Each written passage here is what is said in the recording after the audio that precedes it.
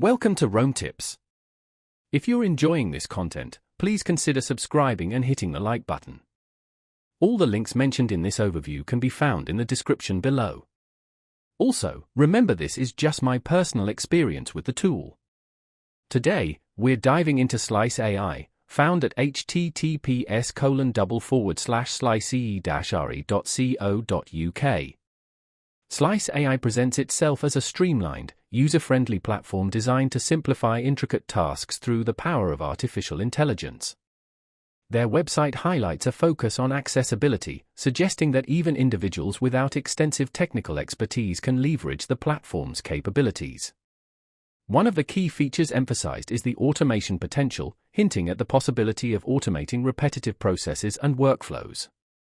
While the website provides a general overview of Slyce AI's functionalities, specific details regarding the exact nature of these functionalities appear somewhat limited at first glance.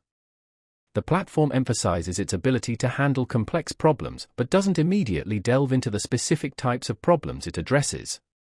This approach, while potentially intriguing, could benefit from more concrete examples of real-world applications to better illustrate the platform's value proposition. The website's design is clean and modern, prioritizing a minimalist aesthetic. This contributes to a user-friendly experience, making navigation straightforward and intuitive. The overall tone of the website's content is professional and confident, conveying a sense of expertise and reliability. For those interested in exploring Slyce AI further, the website features a contact form for inquiries. This provides a direct channel for potential users to connect with the Slyce AI team and gather more in-depth information about the platform's capabilities and potential applications. Further investigation and perhaps a hands-on trial would be necessary to fully evaluate the extent of Slyce AI's potential and determine its suitability for specific needs.